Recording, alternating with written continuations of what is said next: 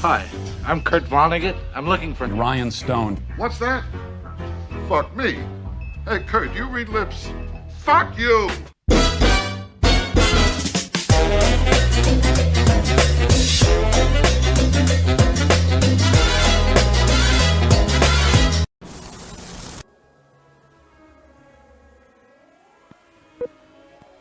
'79T 2458 Learning Corp. Little Red Riding Hood. Take one.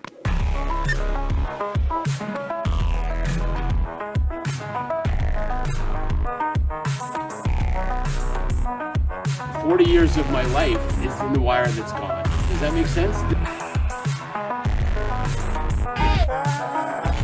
Where they say there are Indian people pooping on our beach.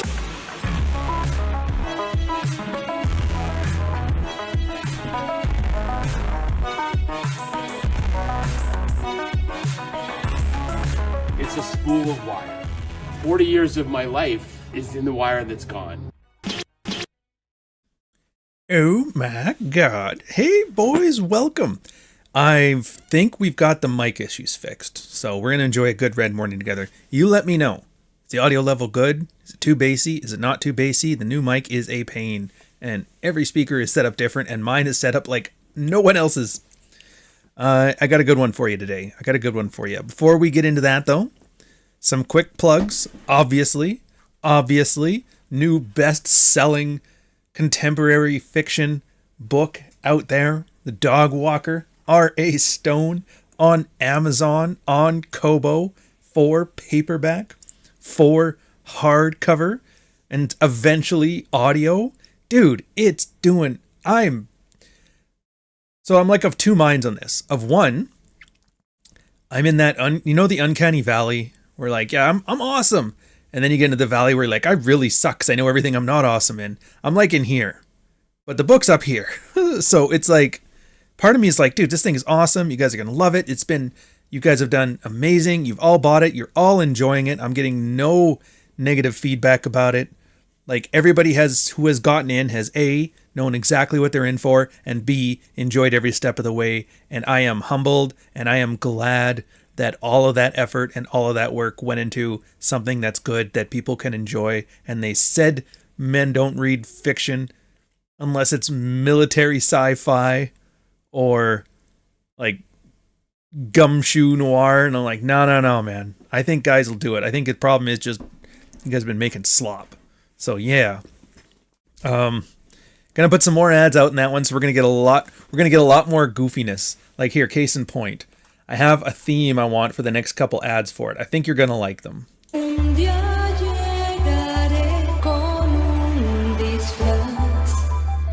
Mike, let's go to the Duke. The Duke was where you went when you want to have fun and avoid that walk of shame that you'd have to talk about at work while drinking what the Navy considered coffee.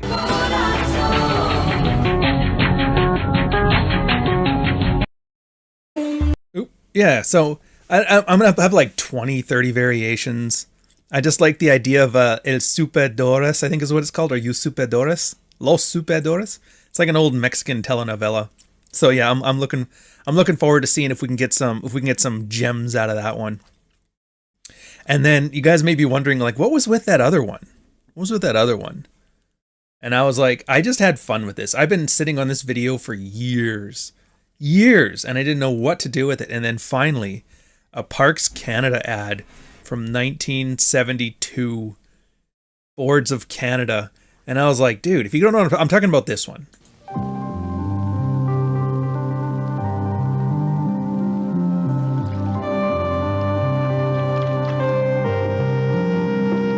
Yeah.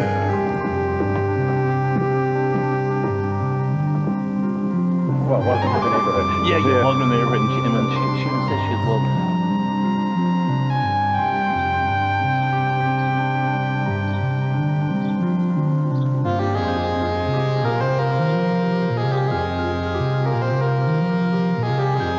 Why don't you come out? I'll give you a tour of the house. Let me show you. I'll give you a tour of the house.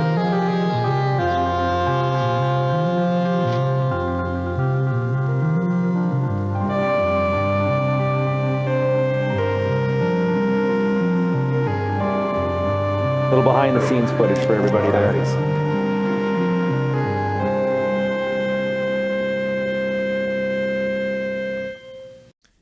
Andrew Tate's Romanian passport, you get it. It's like a sad satire vibe. Yeah, it was just, it's like, I didn't know what to do with it because it was a fun time and I enjoyed a moderate amount of the guys that were there. Rich is obviously great. I've never actually had a problem with Donnie, but Donnie's doing his brand thing, so it's like, whatever. Zach, I've always liked him. It's just him that kind of got weird all of a sudden, so it's like, whatever. And Rolo, obviously, I got a soft spot for my boy. But then I saw and I remember that old Boards of Canada vibe tune they had. I'm like, that's just the right mix of nostalgia and sadness, I think, to get it, which really puts puts a downer on the keynote for the episode here, but that's fine. Anyways, Donnie Trejo, $9.99 super chat. Don't worry, I saw you. I didn't miss you. Good morning, couch. Well, good morning, Johnny Trejo. Here's your money, by the way. Oh, here's your money your way. Oh, thank you very much, sir. And I am loving the dog walker. I'm in chapter 4, already smiling and laughing. By the way, Rule 0 is on Paul Bauer's channel. Oh, dude. Which one's chapter 4 again? Hold on a sec. I gotta remember which part you're at. Oh, okay, yeah, I know why you're laughing. Who's that trailer park bitch you brought home last night? Oh, it was Weber's wife. Oh, good stuff, man. I'd have done her too. Yeah, it's the part that other people like where they're like, dude, I was just like, I think most guys expect to either see like literotica, which it's not, or they expect like super serious, existential, philosophical love stories, and like it's not that either. No. Yeah. Oh, by the way, for the dogs, I buy them. There's this local Ontario brand called Tolden Farms. Get them raw meat. They eat raw. They're hardcore. They're alpha dogs. Anyways, so I think we've effed around enough. Look up a Rule 0 episode from about 5 years ago and you'll know. Oh, yeah. Clever. I'm doing 2 things. So I'm obviously going to talk about the book, but that's later. At first, let's get to some actionable advice. I was figuring Covert Contracts because, dude, it doesn't matter how long I'm doing this for. It's always the same issues. And it's not, and I don't mean that as in like nobody's learning. There's churn. I get that much, but it's just funny that there is a red-pilled essay or mental model or video. Like there's always something out there for everything. But no matter how expansive the topics get, no matter how specific the situations become, it always ends up being the same simple thing. A covert contract.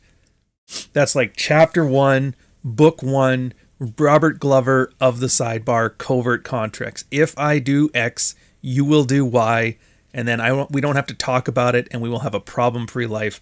And it's just crazy to think about how little it takes to get guys 90% of the way there for their little red-pilled unplugging, or whatever terminology you want to use. It doesn't really matter. Call it success. We'll call it success. However you want to. What does that mean? I don't know. You define it. It's not my job to be. I'm not your dad. I don't think. And if I am, well, you can get in shit. I'm gonna Ashley St. Clair that shit. Which, if you haven't heard, she's like going after Elon for child support now. Hey, stop ignoring me and my baby. And now Grimes is like, hey, I'm in the hospital. I need some money. Elon's like, shh. I got kid number 12 over here. I don't got time for your bullshit, ladies.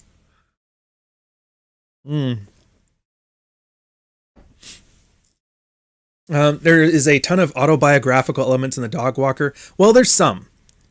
It's not quite auto fiction because because some of the 6 things in there are stuff that actually happened, but it's more inspired by as opposed to like descriptions of. Because, like for example, you're gonna find in a later chapter with a chick that Rex has no desire for. She wants him to get like, oh, you're sailing to Seattle. Go get me a gift. And he's like, yeah. And then he goes and he buys like a Starbucks mug, but it's at the original Starbucks Pike Place. So it's the old school, mermaid with the vagina.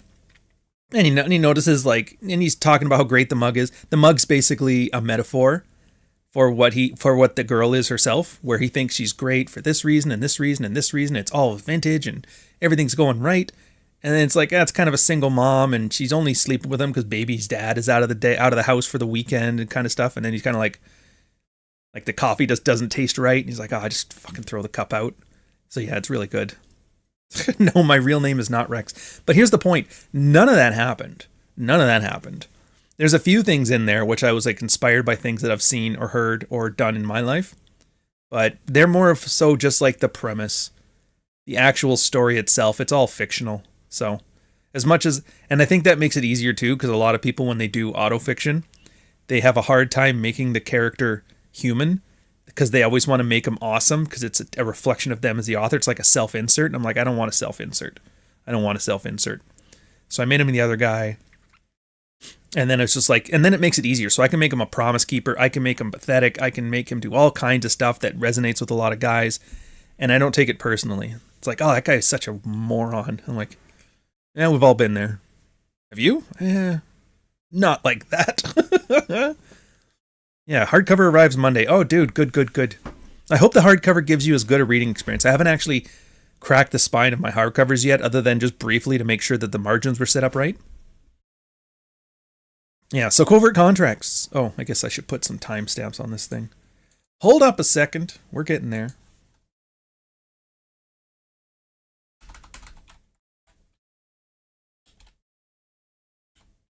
Make it at 12 minutes. We'll delay. Make it at 12 minutes for the Covert Contracts. You know what's funny? Somebody in the chat was saying it CC, abbreviated, and I was like, why is he talking about the cock carousel? Not realizing, like, wait a minute, maybe he's talking about what I'm actually talking about right now. Maybe I'm being stupid. Yeah, it's a game changer for kicking out the dysfunctional women living inside of you. It seems simple. Because, like, the first thing guys catch on to is the marketing pablum, right? Do the work, be your best self, don't work out for her, work out for yourself. And they're like, I love it. And they're like, yeah, me. You know what's great? The best thing to think about? Me. You know what's great? Me. You'd think with this narcissist epidemic we got going on in the West right now, that would be very easy to make a guy self-centered. Completely untrue. Absolutely everything is a reflection on how does this get me what I want from manipulating other people. It really is the men being raised to be defective women, and the results of this have been just catastrophic. No CNC Music Factory. Things that make you go, remember? Oh, dude, I'm having like a nostalgia moment when like Arsenio Hall was the coolest talk show ever. You're like, who? Like, dude, okay. So like Arsenio Hall had this talk show. It was cool. And he'd always do like, roof, roof, roof. And you're like, yeah, that's cool. Like black guys do. Bill Clinton was playing the saxophone on there. Like, holy crap, a president pays an instrument? And then he and Eddie Murphy started doing a whole bunch of great movies like Harlem Nights, Coming to America, really good stuff. And he was a pretty decent comedian. And then all of a sudden, Arsenio just went away and didn't exist anymore for like 40 years. And then he came back in like the Netflix one. And we're like, what the hell? Arsenio, my brother, what happened? Yeah.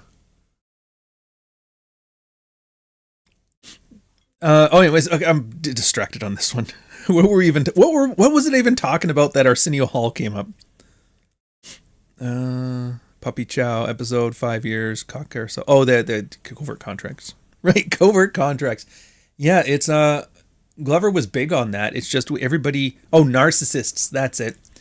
Make things about them, but it's all about manipulating other people. It's the men being raised to be defective women and the consequences for everything. And it's wild to see. It's one of those things that like you guys are going to be, I feel bad in that I exposed you to the concept. Like it's good in your personal life, but it's bad in that now you see it everywhere. You see it so much. It's so prevalent. It's so ubiquitous that when you see it so often. You're like, am I just looking into things too much? Like it's that bad where you actually have to second guess yourself. There's no way everybody's doing it. Is everybody doing it? And I'm like, yeah, everybody's doing it. Everybody has. I almost want to say it's part of the human condition. I don't want to go so far as to call it a genetic vestige, like how I talk about sexual diabetes. Which, if you don't know that concept, that's the idea that humans have evolved to like simple carbohydrates. It helps us to keep alive, and it allows us to hunt mammoth better and stay alive, right? Cavemen work great. Nowadays, we have chocolate cake. You still have that need for as much sugar as you can eat. We get diabetes, we die. Something that was predominantly useful in our genetic past is now harming us. And I would argue a lot of the sexual stuff is the same way, and that's why I call it sexual diabetes. The whole simping, the longhouse, that kind of stuff. Worked great when you were in a tribe with 50 women. But now we're on a planet with 8 billion of them. It's like, you'll be fine. So I don't know if I want to put the concept of covert contracts into some kind of genetic vestige. I don't know if there was a useful covert contract for Paleolithic times. I haven't seen anybody do any work that hints at this being the case. I would not be surprised if it was the case. And being an influencer on the fucking internet, I probably should be just like mouthing off with it with 100% confidence, but I'm not that guy. Yeah, it really is the whole defective girl thing where people can't expect everybody to get it. And here's the thing too. When I say stuff like that, it's very easy. A lot of people will look into it and they're like, yeah, how come everything is bad when you say women do it? You know what I mean? And it's like, it's not that. But it's a very good rhetorical device to shame a person into shutting up. How come every time a man acts like a moron, you just say he's being a bitch? It's like, kind of is. Like the female behavior, it works for women. Why does it work for women? Because women, first off, women are very good at manipulation. They're genetically hardwired towards it. You know why? Because they aren't built to throw spears. They have no idea how to throw spears. They know how to pick berries. They know how to give birth, sorta. A lot of them still die, so it's not like good. And then that's about it. So yeah, they better learn how to convince a man to throw a spear at some other dude. Because if they don't, they're not making it. Dune, $5 1 cent super chat. Got the Dog Walker on paperback on Wednesday. Loving it so far, especially after listening to the Fuck Files a few years ago. Thanks, Coach. Oh yeah, dude. Actually, that is one thing. Okay, we'll back off topic till we get back on topic. The one thing you will like is if you've read Fuck Files before reading the Dog Walker, you're going to recognize a lot of the stuff in there, but it's also going to be different enough. Nick and I were talking. Nick's the editor, Nick August, and I said, like, wow, I managed to put the whole book together in like 6 months. He goes, technically, it took you like 5 years. So in a way, he's kind of right in that. Actually, he's all right in that one. But it'll be interesting because you'll see, because like Melissa, some of the stories in there are very similar to the other ones, but they're thematically different. The themes are different. The symbols are different. The dialogue's different. The only thing really that's the same is the premise of the story. So, and then you'll kind of get it too, because there's a lot of subtlety in there. Like, for example, the Starbucks cup one. It's just a simple element of symbology, but if you've kind of red-pilled and followed around for a while, you kind of get what's going on there where you otherwise might not catch it if you're coming in just raw, right? Yeah, Dune movie feels so slow. Can we just watch more Star Wars? Oh, hush. But it's good. I'm glad I'm telling you, you're gonna enjoy it. I have designed the thing to be, especially on paperback where I have way more control, I have designed it to be a smooth reading experience. And it's something you're not even going to notice until I point it out. Like, case in point, I switch it down to a 5x8 format because A, it fits in your hand. Just something about having a book that fits in your hand makes it easier to read. A little bit narrower, so that way your eye doesn't have to move so far, which over the course of like 20, 30 pages can tire your eyes out. So it actually makes you less tired. The typeface choice, I went, again, the standard Adobe Caslon, because our eyes are almost conditioned to read. It's like the perfectly designed font for readability. It's designed for that. So again, your brain can just kind of shut off and let the words waft over you. And it's something you'll never notice. All you'll notice is like, dude, you can just pick up and read a chapter, and then you read another chapter, and then you read another chapter, and then you realize you got to go to bed. Where there's some books out there where you're reading a chapter and you're like, oh, my eyes hurt, I need a break. And you don't think about it, but yeah, those are those little choices in there. If it's anything like your last two books, I'm pretty excited. It is nothing like my last two books, Dobie. Nothing like them. It is a completely new thing. It is as close as it gets to Why I'm Leaving the Manosphere as a book. It is a fictional story. Full on. It is just a story. It is a writing fiction tale, contemporary fiction. It's the kind of book you can leave on your coffee table. Your girl picks it up, wonders what it is, reads it and says that was actually pretty good. Who wrote that? I think a guy wrote that, didn't he? And you go, how do you know? Because when a girl writes a guy, they don't write them like this. Nope, no recipes, no nothing. It's actually pretty barren. There is a single page dedication where I think I dedicated the book to the dogs. Because I'm like, I've already dedicated the other ones to everybody else. I already paid Nick, so that's the dedication he wants. So it's like, I might as well give it to the dogs. But yeah, other than that, there's no introduction. There's no cheeky recipes. There's no art style stuff. Like there's like two images, one in the very beginning, one in the very back. But it's very plain and pulpy. Yeah, so you'll love it. Covert Contracts. Hey, the attorney himself. Yeah, so anyways, back to it. Covert Contracts. There's so many of them. And the first one you see when a guy starts out is when he comes here. It's always a covert contract. So it's not without its use. A guy comes here, finds me, finds Rich, or what's the old funnel? The Rich Rollo Ryan pipeline, which it's so quaint. I haven't heard that in forever. A lot of guys would end up finding Rich Cooper's channel because he's a fairly big channel. And then through him, he'll mention Rollo, and everybody will find Rollo afterwards, and they'll start seeing Rational Male stuff. And then after that, Rollo eventually mentions me. They'll find their way to me, and they're like, oh my God, this is such a breath of fresh air. Because we all have different styles. Rich is very marketing focused. You know, just simple slice of life. It's like chatting with your buddy while he's driving to work in his car. And then, which is fine. And it's light and it's easy and it's simple and it's effective and it's great. And then you get to Rollo, and Rollo starts doing like 4-hour deep dives into concepts, but it's kind of been a lot of like interpersonal relationship stuff lately. So some people find that off-putting, and then they find me and it's like, oh my God, he's like nuts and bolts. He's talking about this the way that like a historian talks about ancient Rome or the Aztec Empire and shit like that, right? Yeah. It's exactly how I found this channel. Yeah, it's funny times. So, the funny thing about that is that's how the covert contract happens. They're like, I'm missing something. I'm despondent. I'm melancholy. I have something in my life that I'm not happy about, and I want to get there. And oftentimes we lie to ourselves about it. I see that all the time. All the time. Like the one thing I see is when a guy, like, because when you first get here, you got to like, so what's the issue? Like, what's the problem? And the guy will describe it, and it'll always be, at first, praise. My girl is great. This girl I'm seeing is amazing. She is the one. She's not like the other girls. My wife cooks. My wife cleans. She does this. It's just a huge sacrificial fidelity statement towards the feminine imperative. It's always that. And then slipping it right in at the end. So it's like, hopefully you can hide it. So it's like, just so you know, there is a problem, but everything's great. She's wonderful. Things are perfect. The best girl I ever met. This single mom, not like the other single moms. You have no idea. But there's just this one thing. And then what comes after that is 100% some of the most horrific dystopian relationship or like single sexual thing you've ever seen.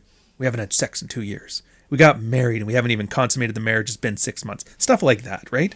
And everybody's got a story. Everybody's got a story. Some are better than others. Some are worse than others. Whatever. Did I already do the 2 ads? Yes.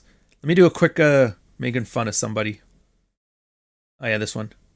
Boom, what's up fam? Got some big news to share that unfortunately is not so good. So I'm gonna jump right into it. You're gonna watch this video and you're gonna cry. At least we can laugh at your eyes as you cry looking in the corner like a little girl in the fetal position. Yeah, and Sean's got it right here. It's like a fatal flaw. My car is great except for it always breaks down at the most inconvenient times. Everything's great except for that it's not great. Which is, and here's that lets you know your first thing you automatically have to know is like Glover was absolutely right with the toxic shame. Guys hide the badness. They feel, I don't know what the right word to use here. I don't want to say embarrassed to express themselves. I'm not sure I want to say afraid to express themselves and their desires. I do want to say conditioned, coerced, influenced, gaslit. Like there's somewhere in there is the proper word. And I'm not entirely sure. It could be a combination of them. It could be an individualized adjective for every single one. I don't even know. Bishop. Silver Bishop. The best of the bishops. €5 super chat. A heartfelt to you, you son of a bitch. All right. You win. So the meme, they're very good. This is really, they've taken it. True Alpha. Named Ryan Stone. It says, I asked Murphy about the article he wrote, cuckolding his wife. Clear up the cuck article. Clear up the cuck article. Why are you doing this to me? Why are you doing this to me? Why are you doing this to me? If I wasn't prepared to literally impoverish his entire bloodline. I am now concerned for my career. And I still recommend clear up the cuck article. You know what? Fuck you for bringing this up. Yeah. Fuck you. Heartfelt. I'm not going to have those guys back on my channel again. Absolutely not. Just use a little bit of fucking common sense. It is just... That's great. That's you should. Fuck you. Sorry, apologies. Just keep going, dude. One foot in front of the other. Before you know it, this will all be in the rearview mirror. Fuck you. It was not in the rearview mirror. All right, Bish. Heartfelt to you. Heartfelt to you too, sir. Gotta go for a quick buy at the grocery shop. Not a problem when you live in a walkable European city. Just takes 20 minutes. I know. I'm there too, man. I know there's a lot of conservatives that are here, and that's fine. I don't care. I'm Canadian, so I don't even know which one I'd fit under here. It depends what you ask me, but that's not the point. There is this weird beef between suburb, rural, and urban life. I think a lot of people equate urban with progressive, which is horrible. Trust me, most urban people hate those people. But the thing I like about it is everything is a mile or 2 kilometers from you. And it's easier to walk and get some exercise and go out. And, you want to go buy a Starbucks quickly. Let's take the dogs. We'll bring a dog walk. Let's take the kids. Let's roll around. Everything becomes more enjoyable. For some reason, I don't know, a car is nice for some things, but there's really a place for just like a quick walk. Yeah. Not after Canada. I don't think Canada's going to become the 51st state in the US. I think we're going to become the 23rd province in Pakistan. if I'm being honest. But we're not going there. Anyways, so yeah, back to the covert one. So they lie to themselves. Everybody lies to themselves. You're not allowed to have your own desires. You're not allowed to have your own wishes. I got to get this thing reclined a bit more. I hate leaning back. I feel so lazy on this thing. So that lets you know. It's like the first thing guys are. They don't even... Whether it's coercion or all the other adjectives I threw out there, there is a solid, consistent, and ubiquitous reason that guys are not expressing their desires or hiding their desires within a wad of complimentary language, That lets you know there's something there. Look, you can be dismissive about it. You can say, well, just be better. Yeah, there's all that shit. But, you can't argue that it's not there. Well, that's just a lack of character. Well, obviously, a guy with a broken leg who's not running marathons has a lack of leg. but it was his own fault, maybe. But that doesn't really address the situation at hand, now does it? Does it? Nix, I'm starting a punk band called the Heartfelt Murphys. Dude. It'll be like Guar where they're sucking dick on stage. That's funny. The Heartfelt Murphy and the hetero flexible 5. they're a big band. They do jazz mostly. Big band jazz. Yeah. And it's kind of like at first you want to be sympathetic and empathetic, and a lot of guys do that, and especially a lot of girls. Oh, that's so bad. That's horrible. That's such a bitch. You're great, and she's not, and whatever. And obviously the more opportunistic guy is like, if I tell you you're great, she's the problem, and you don't have to change anything, you'll give me money, which sadly enough is very true. Very true. But I don't do that, because I don't like money, apparently. Whatever. Yeah, you kind of learn to turn off the sympathy pretty quickly, and you just treat it very dispassionately. You have to realize, look, this is not working.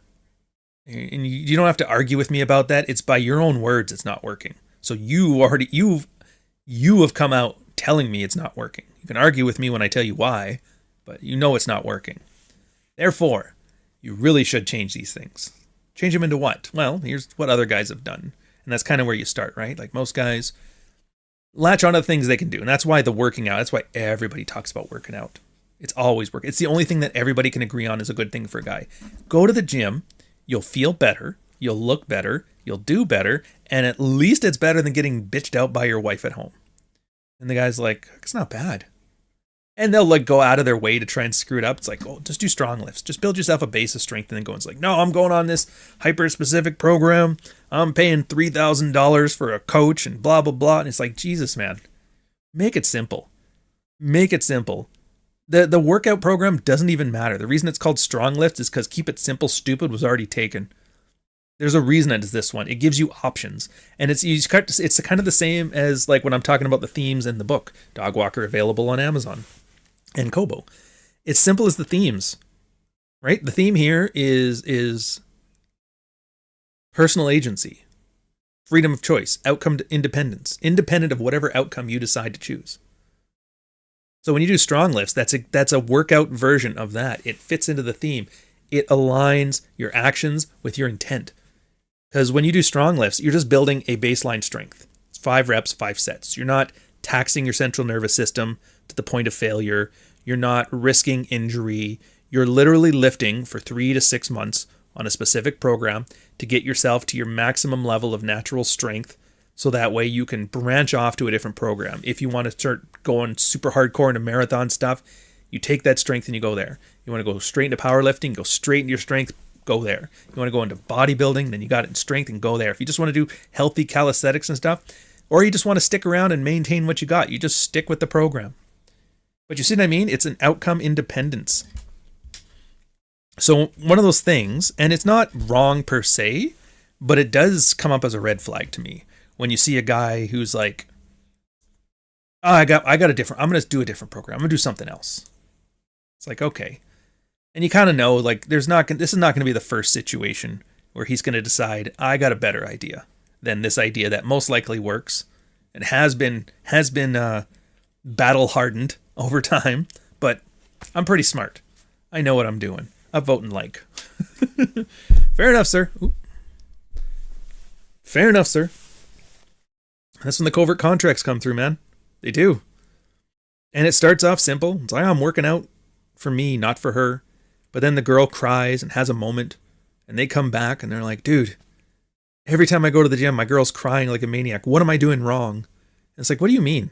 Well, every time I go to the gym, she cries and says she'd rather have me here. So what am I doing wrong? It's like, well, the first thing you're doing wrong is assuming your girl having an emotion is a fail state for you. She's going to have an emotion. She's allowed to have an emotion. She's allowed to feel whatever she wants. Yeah, but I don't like it. You're not supposed to like it. You're hardwired not to like it. In the same way you're hardwired to eat chocolate cake. But sometimes, just because you're genetically hardwired to be an idiot, doesn't mean you have to be an idiot. Are you sure? Like, pretty sure.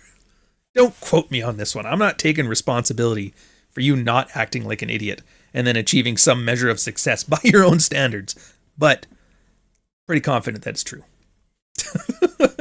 Shut up, lift heavy. That's just it. It's not even lifting heavy. Because it's not that bravado laden, dude, just go lift the heavy shit. Go be a man. Go caveman some shit. Throw rocks around. The one part, if you go to like Strong List 5x5, it's got his website. It's been around for like 80 years. The program's old as shit.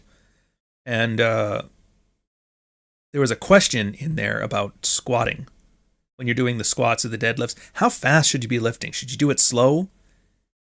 And the answer in there is, yeah, like do it at a decent pace. You're not you want to do it as fast as you can under control. So no bouncing, no using momentum, but you're not holding it in the pocket. You're not doing a 5-second up and a 10-second down. And he goes, the reason is if you start doing that and you start extending yourself to failure, once you get to the very last rep, if you're not in great form, you're going to get injured. So yeah, you don't even want to feel tired. You don't want to feel a lactic acid buildup by the 5th set of the 5th rep.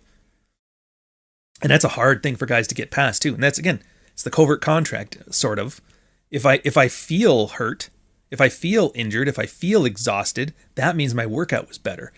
Actually not true. Your workout is better if your next workout, you're stronger. That's it. If you're working out and you're not able to, I mean, if you reach a plateau and you have to drop down 20%, those are the exception, obviously. But yeah, if you come to the gym and you're still tired from the previous workout on the same muscle group, you're going to the gym too much, you're lifting too hard, or you're not eating well enough to recover. It's one of those three. You're not supposed to feel that way. The idea that pain and suffering is success is this weird evangelical Protestant work ethic thing, and it needs to die. It was great when you had to till a field with an ox and a cudgel. It was great when you had to kick the Irish off your island back in the day. I don't know which war that one is, but whatever. I think we're allowed to crap on the Irish without demonetization, so I'm going with it. But yeah, nowadays, no. You're not supposed to be hurt. You're not. You don't have to be hurt. The working out now is mostly symbolic. It's just to mimic the hard work we used to do to get the results that we used to get. Because our mammalian brains, our lizard brains in the background, are attracted to guys who can swing a cudgel, beat off a monkey tribe, or plant crops. Whatever. Always be on that grind, man. Yeah, it's just... And don't get me wrong, I'm not even saying this from a position of just do less. It's like, no, just do things deliberately. Like, I'm not the guy to tell you to just lay back and relax. Like, dude, Dog Walker's been out, and yeah, I was talking about the book again. I know, right? What a fucking idiot. Talking about something that he loves that's great and is really fucking enjoyable on his own podcast. Fucking idiot. Dog Walker came out a week and 4 days ago. And I am already 40% done the manuscript of the next book.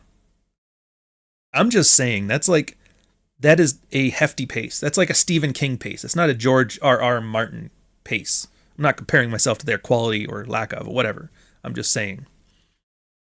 So I'm all for putting in the work, always being on that grind, but it can't just be, you can't focus on the grind itself. Like, the act of grinding isn't the effort. The output is the effort. And I still laugh. Like, do you remember, you guys probably remember, MLD John. He was doing like a little documentary thing where he was getting liposuction. The idea was he had gained a bunch of weight. He was partying too much. He talked to the doc, and they're like, you can either do liposuction, get it gone in 2 weeks with some recovery, or you can take a year on a great workout program and do whatever. He's like, all right, do the surgery. It's fine. He threw 20 grand at him or whatever. And then he did that, and then he filmed it, which I wouldn't have. But I mean, he's allowed to do whatever he wants.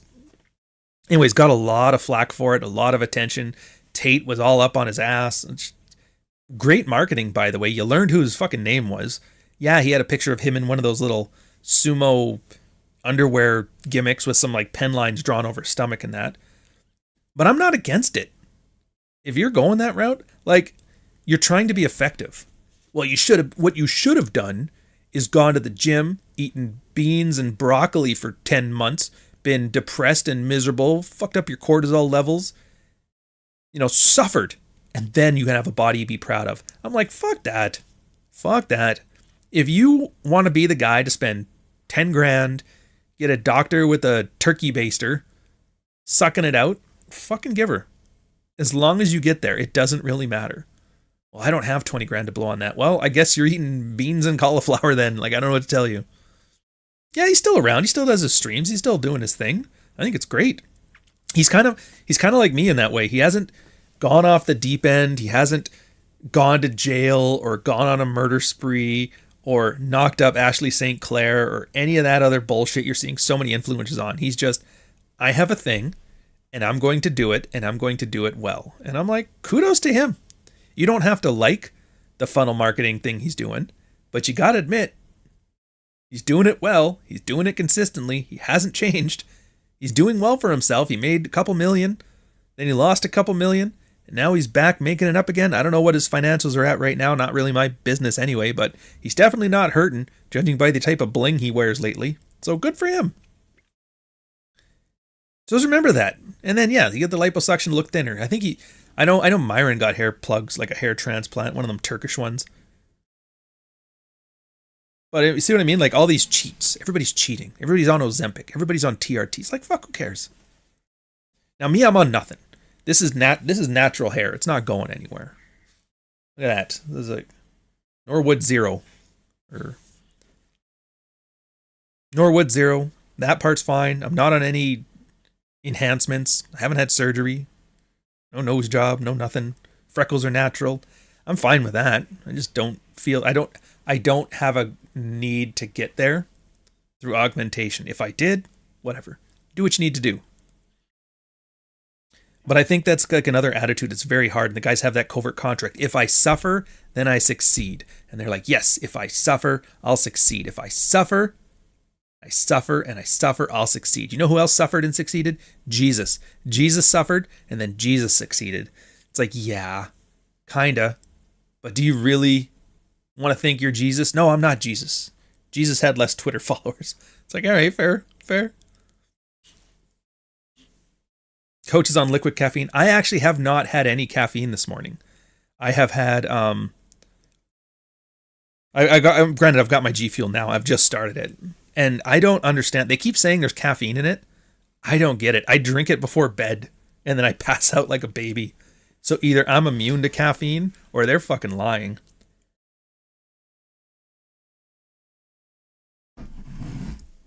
You can tell my family on my mom's side is black because I'm sitting here drinking purple drink on the live stream.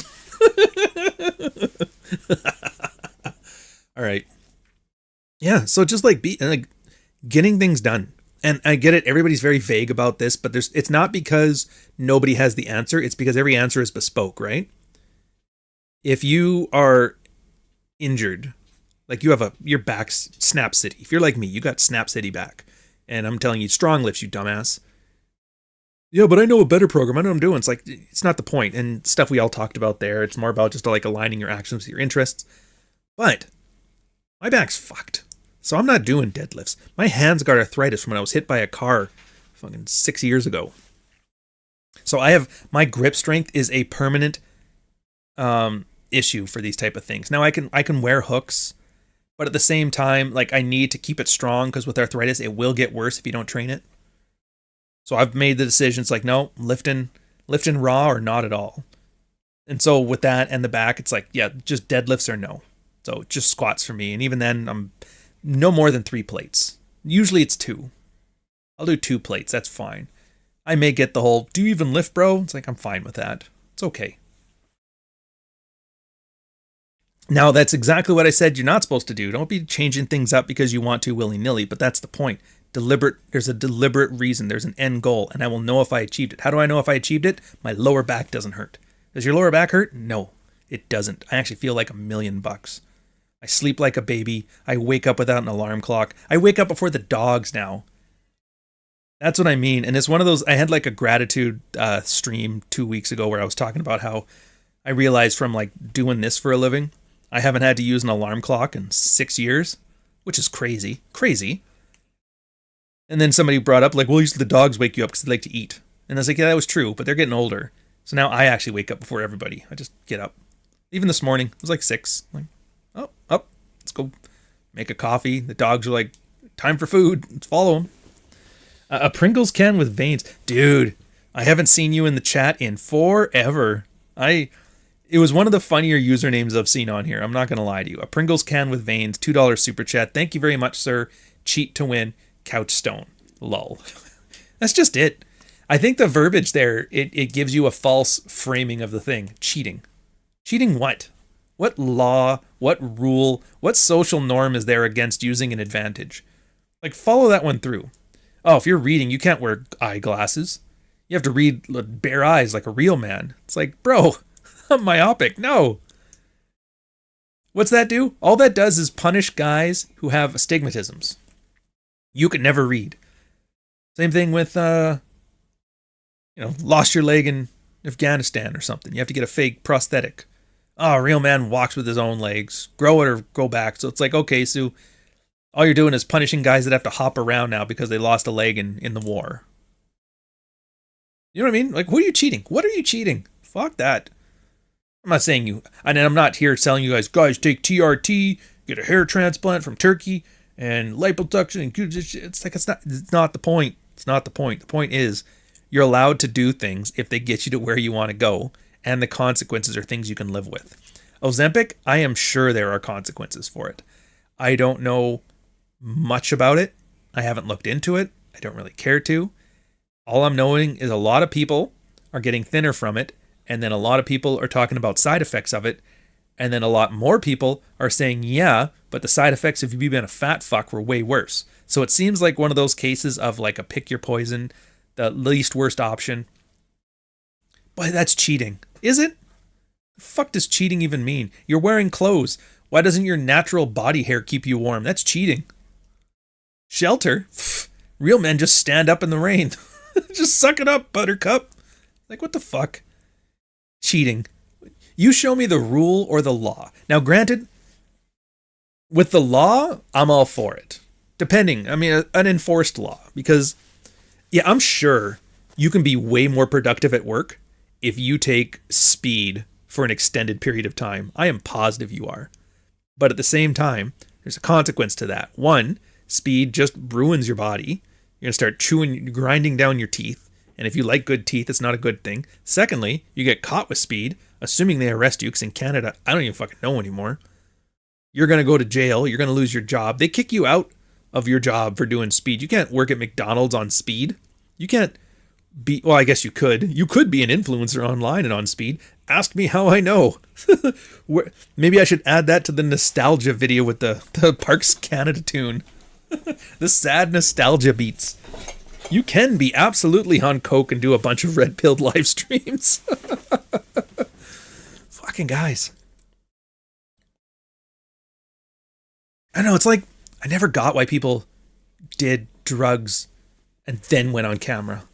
Because it's like, this is, and it's the internet, so like, only 2,000 people are ever going to watch this, and that's fine, but this is permanent.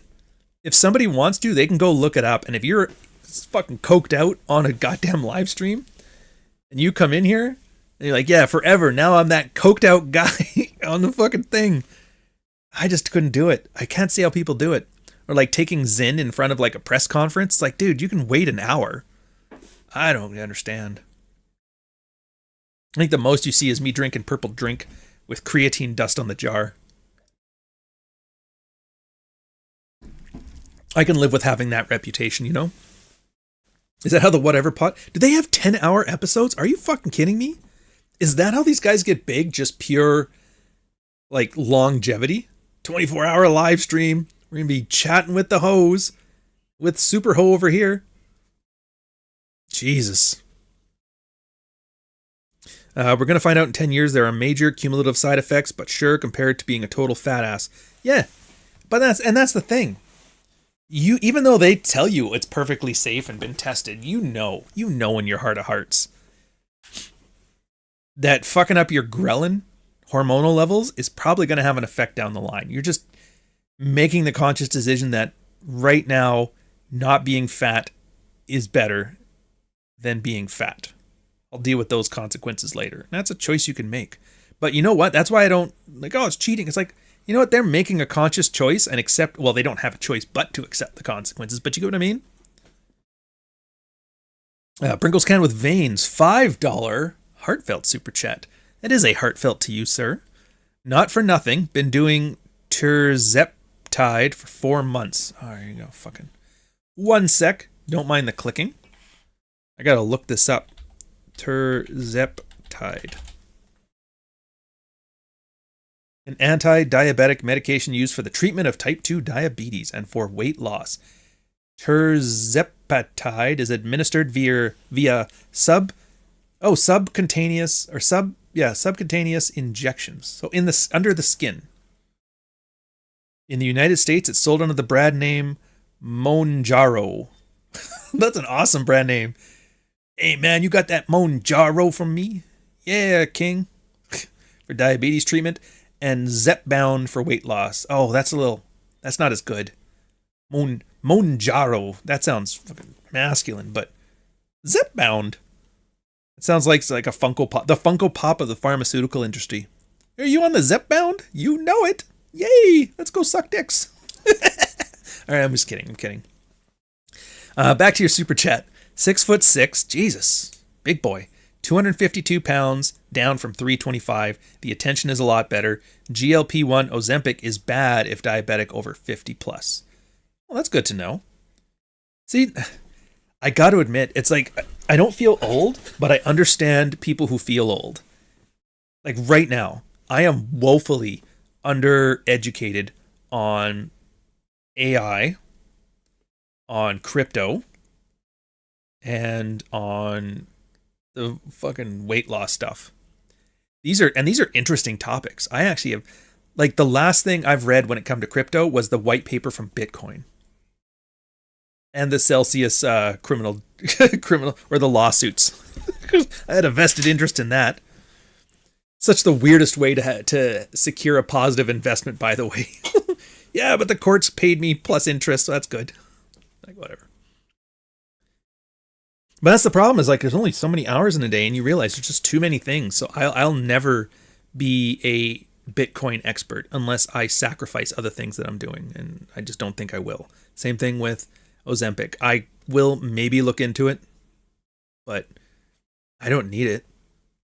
People I know don't need it that I have to worry about. So maybe I'll look into it. It's like a great thing for content for here, but it's really priorities, right? And same thing with what was the other thing I said that I should learn more about? Oh, AI. That's the one I probably will devote some time to.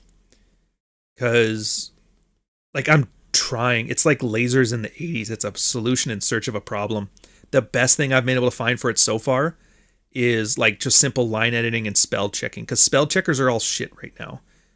There's so many words that they just don't know how to keep up. Like Scrivener, I love the program. It's great for writing. It doesn't know anything. It has like a 1970s diction, and it drives me fucking nuts. Like, what's an internet? And they have to make it all capital letters because they don't understand the word. I'm like, fuck you guys. Update your goddamn dictionary. Oh, we're doing the Oxford Dictionary. Oh, that's why. That's why shipwright is acceptable spelling, but internet is not. You sons of bitches. Same thing with the image ones. There's the image generating ones. There's video generating ones. There's text language ones. There's those coding ones. I still need to figure out, like, what do I need to... There's got to be, like, now that I have the ability to create sloppy, get it done, good enough code, there's got to be something that I can code to make my life easier. I can't think of anything right now. Maybe I don't know. Maybe I'll make a Pac-Man game. I've heard the new ones, you can just say, make me Pac-Man, and it'll do it. The image one would be nice, but I don't think it's going to be where I need it to be. I find what it's best for is collages. It's almost like paint. Like I can use it to make 5 or 6 different colors of paint, but then I still have to paint the thing myself. That's about the best use I've found for AI so far. Anyways, FYI, Bob, hey Ryan, that RP Avengers panel was nothing more than a rebanding therapy session like MLD, Sharp, and Fresh and Fit to show how relevant they can be again. What the fuck was the RP event? Was I on this thing? The red-pilled Avengers panel? Oh, Bob, I'm not even shitting on you. Like, I don't know what you're talking about. Can you throw in the comments? I'm actually kind of curious what you're talking about here. I really am. The hell's the RP Avengers panel? I hope I wasn't on that, because that sounds gay as fuck. If I was, oh, I better have been snarky as fuck, and I better have had a wall up. It's all I'm saying. Yeah, fair enough. Yeah, my standards are higher given all the side effects of drugs they're rife with. Well, it's not even standards. It's like I said, it's literally decisions, benefits, outcomes, consequences. Ultimately, situations, benefits, outcomes, consequences. You got your situation, you're a fat fuck. Got your outcome, be a thin fuck. Got your consequences, possibly a heart palpitation. Very well. And the other thing with this too is it's always still, people always have a horrible, inconsistent risk tolerance level. This is a little bit corporate-y, but it's because like I used to do risk tolerance stuff back during my corporate days. So risk tolerance is a way of defining the risks you take in life or in business or whatever you're doing based on a universal measurement, a risk point, $1 worth of risk. However you want to do it, it doesn't really matter as long as you're able to make it consistent. And I always like the dollar one. Like when in a standard TRA or risk management plan or an HTRA, which is what the the Canadian Intelligence Agency trained me to do. You're a CIA asset? No. CIA certified asset. And it's Canadian CIA. It's not like it's a real CIA anyway. It's more like Mickey Mouse, rubber stamped American stuff. But so you take anything in life, Ozempic, liposuction, TRT. You have, what's the asset? In this case, the asset is your body or your health, right? What is the worst case scenario? What happens if shit goes to hell? Well, I mean, on liposuction, it's like an infection and some scarring or something like that. And I don't know if this is right or not. I'm just spitballing here. You'd obviously have to do your own research. If it's Ozempic, it's whatever the side effects are, or maybe it's unknown side effects, some potential life-threatening medical issue down the line, right? And then you're like, okay, so what are the odds of that happening? Out of the 100 people that take this, how many people are going to get that side effect? And you do your best guess. You know, sometimes you just have to, like, very napkin mathy, likely, not likely, very unlikely, very likely, something like that, right? 5-point scale. And yeah, you work with the best you have. Sometimes you just don't have the information, so you have to guess, and maybe unknown. But that's just it. Is unknown a concern for you or not? Some people are like, well, I don't know. I'll deal with it when I find more information, and they make it a 0. Like, whatever. Some people are like, no, I don't like doing this. Like, the risk is too high, so I am making it, like, I need to know before I make a movement. And that's fine, too. So you got your choice, your asset, your potential damage, and the likelihood of that damage. And then you take all of this together, and the best part of it is you take things you already do. You drive a car. What are the odds? What's the damage there? Your health, chances of an accident, very unlikely, whatever. And you can kind of calculate this with all the other things you do in your life, and you start to notice that you will converge. For people who are really bad at risk, there's going to be a large, I think they call it a delta, but a large gap in the levels of risk that you accept. Your risk points. But if you're really good at risk, you're going to notice it's almost like you have an intuitively defined level of risk acceptance in your life. So when you see something new, like, for example, Ozempic or crypto or Bitcoin or AI or whatever, you just plug it in to the same calculations you're doing already with the stuff in your life. And you realize, okay, yeah, I'm terrified of Ozempic, but if I look at all the things that I do and the risk that I attach to them and the risk I accept, Ozempic is half as bad as some of the shit I do. I'm a chain smoker. Like, I'm worried about Ozempic? What the fuck, man? And then you realize, it frees you when you realize, okay, this is just me being a bitch. But you know that. You have like an autistic number of like 5 risks is acceptable here. This one's a 7, this one's a 3. Why am I freaking out about the 3? And why am I just like doing whatever with the 7? Whatever. But you see what I mean? And I'm not here to give you guys harmonized threat risk assessment certifications here. We're not doing a course. I'm trying to illustrate a point. Is that through deliberate action, you start to look at every decision you make in your life holistically. So you aren't making these covert contracts, because all a covert contract is you're offshoring that risk assessment onto somebody else. One of the worst examples of that is guys who cheat and then confess. Which is like, this is a very controversial, we'll put it kindly, a very controversial opinion. Guys who cheat and then confess. You're like, why is that bad? Aren't you supposed to be honest? You've wronged your woman. You've wronged the woman of your dreams. You've wronged her and you love her like everything. You need to tell her this. It's like, hear me out. Why did you confess?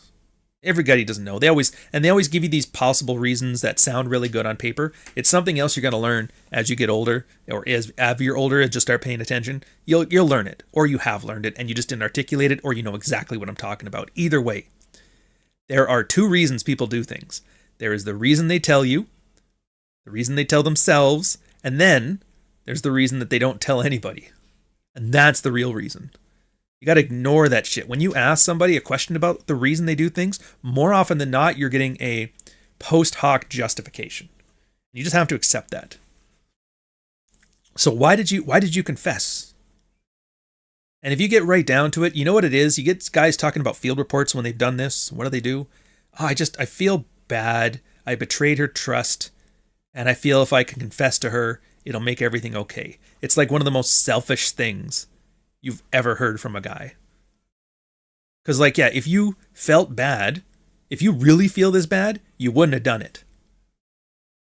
But if you did do it, and you feel bad because you know you shouldn't have, then yeah, you're supposed to feel bad. That's your body's way of telling you not to do this shit. Feeling bad, having guilt, a little bit of internal shame, that's the stuff that keeps you from acting against your own moral compass. That is why the feminine imperative is so horrible. Like I was just telling you before, like way in the beginning of the episode. Remember that? Guys hiding their toxic shame. Oh, she's the greatest girl ever. Hiding compliment. Oh, it's just this one thing. Right there. Because you feel bad about having desire. They've gaslit your moral compass to be in service of the feminine imperative to a pathological extent. That's not good. Same thing here. You keep your mouth shut. Why? Because that's your guilt. You put that on her, now she feels guilt. Now she feels shame. Now she feels angry. You basically told her, I need you to feel like a piece of shit. A not good enough piece of shit. So I can feel better. And since I cheated on you, I need this favor. Do you mind? Like, that's selfish, man. If you really felt bad, you wouldn't have done it. And if you did it and you shouldn't have and you feel bad, you're supposed to feel bad. That's your body's way of saying, stop doing this shit. And you know what you can do? Stop doing it. Never do it. And all these problems go away. I'll have to keep the secret. It's like, yeah, that's the burden. That's the burden of guilt. You can't give it away as a Christmas present and expect the other person to send you a thank you card in the fucking stockings.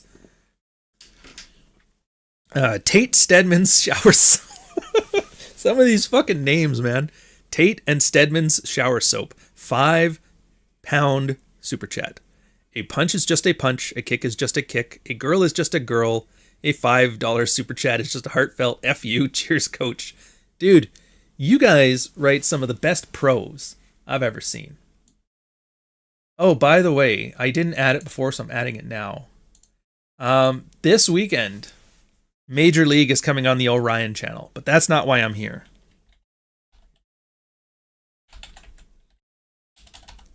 It's because they won the weekend after that. So I picked like... I don't know how long it's going to be out. I'm expecting it to get nuked from orbit. It's going to have a worse thing than Kicking the Kickboxers. It was like a completely off-brand video to do. Because A, no communists are reviewing it. No, anybody is reviewing it. Nobody's ever heard of it. It is a 50-year-old British sexploitation film. It's like Austin Powers meets Star Wars meets like The Hub. And I was like, I remember as like a 13-year-old kid, it was the greatest thing I'd ever seen in my life. And I'm like, I got to do a video on this one. And I did one on it. And I think it's good. I think you guys will enjoy it. I think there's a lot of nostalgia in there. And it does separate what was... Oh, there it is. So there was a difference between things that are badly executed in movies and things that are cheaply executed in movies. This one is cheaply executed, but it's not bad. Not bad at all. There she is.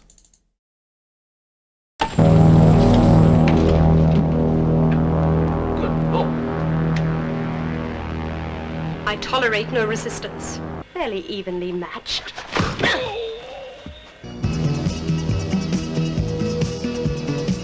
Do you love gratuitous nudity? Do you love a good science fiction story? Do you love comedies? What is the cube root of 3,264.5? Did you ever think Monty Python was great, but wish it had more spaceships and mommy milkers? That's normal where I come from. How about a movie with gratuitous nudity, just because it's awesome? Do you yearn for that perfect blend in an amusing comedy romp? Stories that are so simple they border on nonsensical. That's right, Sonny. Put your money in, I sort out your hang-up. A movie that takes a basic premise. Brits on a night out who get kidnapped by aliens that all look like British women and turns it into high art. He's got one of the most advanced bodies in the universe. It's 1979, at the peak of the Cold War. Nuclear annihilation from incompetent pink commies seems right around the corner, and sometimes Guys just needed a release. I don't know if the cast is any good. You can't win them all, kiddo. I don't know what the director did besides this, and honestly, I don't care. Oh, and be careful. It's extremely dangerous. One of the girls is Ava Cadell, best-selling author, and she was in Commando with Arnold for gratuitous nudity, which is awesome. What's that? Have you got a weapon down there? They don't make movies like this anymore. It's got nudity, jokes, science fiction, and 90 minutes of pure fun. Did I mention the nudity? Yeah, back in the day, you could have a sex scene as long as you didn't show the baby-making bits. Please. There, I got a lovely exposure. You could also make it funny. Kids these days don't know how to laugh at a good boob joke. But that changes today. It's the timeless story of Britain. It's the classic humor your dad grew up with. It's growing. It's a hidden gem, and it actually has a good story if you bother to pay attention, though you probably won't. It's Spaced Out, 1979. You have one of the most advanced bodies in the universe. Do you feel better, Ollie? What? It's not fair.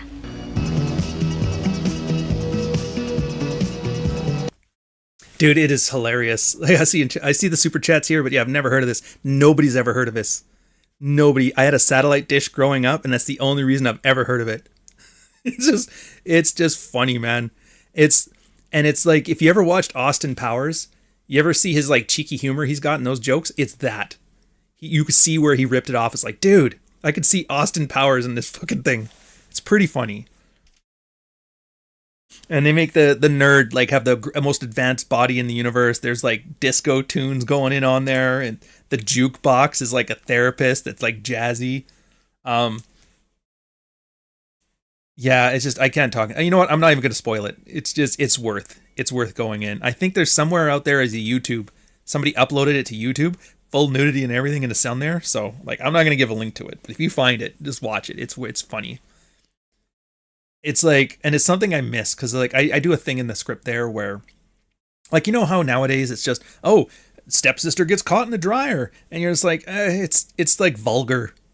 It's vulgar, and it's super serious, and everybody's angry, and mascara's running, and you're just like I get it. You're a coomer. You just want to, jerk it. So have your fun at the hub. But this was kind of like, you know what? Have some fun, man. Let's joke around. Like, you could see this at a party, and you're like laughing, like, oh my God, that's hilarious. The spaceship breaks down, and then all of a sudden, like, a bubble bath drops onto the big boobed girl. They don't understand what a dick is. And I thought, like, progressives would have loved this thing. It's got strong, independent women kidnapping white males, running experiments on them. It's like everything that they would like. Then they love degenerate stuff. But for some reason, they just, like, passed by this because they wanted to watch more fucking Star Wars. Yeah, and there's, like, a whole genre of sexploitation, too. What was the Tracy Lords? There's a Tracy Lords one. I can never remember the name of it, but it's like a similar space sci-fi romp. There was Attack of the Killer Tomatoes. There was Deep Fried Movie. There was, and then sometimes they went less on the nudity side with like Your Ernest Goes to Camp, but sometimes they did the nudity side of it, like Police Academy, Ski School, Ski Patrol. There's like just tons of them. Yeah, Monty Python with Mommy Milkers checks out. And that's the fun, and the best. I wish, the only thing I'm regretting is that Brian Benben never had any of those girls on Dream On. That's the one thing I would have loved, because I'm trying to slip Benben into as many of these videos as possible. Luckily, the one girl was in Commando. Remember that scene where he's fighting the Green Beret in that hotel room, and he smashed through the window, and that couple was like fooling around in the next room? That chick is the one with the green jumper here that asked him if that's a weapon in his pants. So I was like, oh, that's a good enough tie-in. I can deal with that.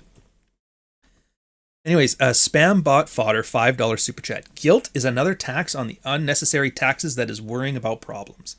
Yeah, the worry, put a pin in that. I'm coming back to it because I want to do Dev's things first. Dev, see, now Dev does it proper. That's why he gets priority here. $5, 1 cent super chat. Hooters is filing for bankruptcy, and all I have left for simps is for Americans in the 51st state hoping they move to Charleston. Goddamn Canada. I heard about that. I almost wanted to say Hooters was a Canadian company, by the way they fucked that up. Let me get this straight. Beer, wings, and hot chicks in skimpy clothes, and you guys can't make a profit off of that? The fuck is wrong with you?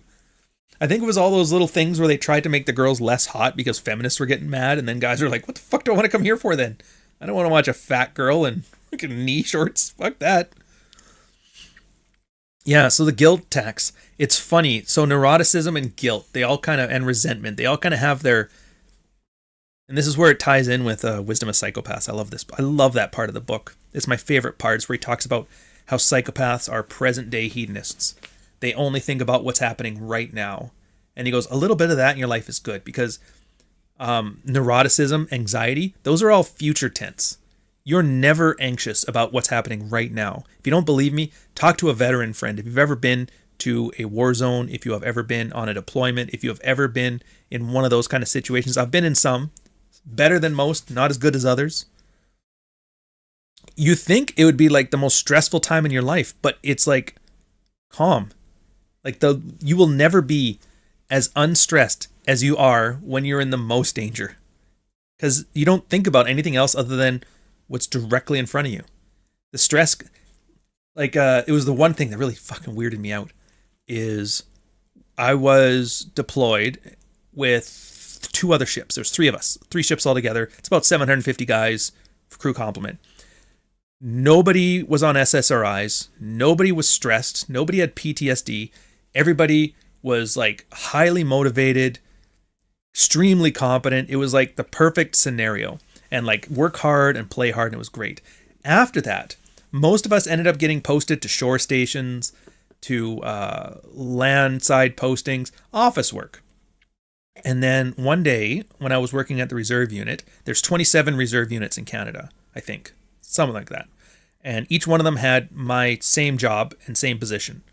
So there was 27 peers that were in my same trade. Most of them, like at least half of them I deployed with. I found out everybody was on SSRIs. The entire group. And we all kind of had and we were talking on the phone. It's like, dude, why are you on SSRIs in Winnipeg? I don't know. I don't get it. It's like when we were deployed, I didn't need any of that shit. Now we're here and I'm fucking stressed. It's because it's future tense. It's always about worrying what will happen. Oh, and your imagination can do a far better job than reality will ever provide. It's the same as everything you hear. Like, don't talk a girl out of sleeping with you. She'll figure it out on her own.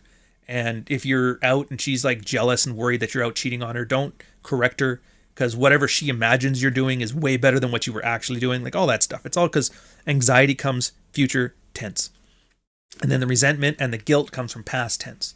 Reflecting on moments that you don't like, or moments that you didn't want, or moments that you think you were owed and never got.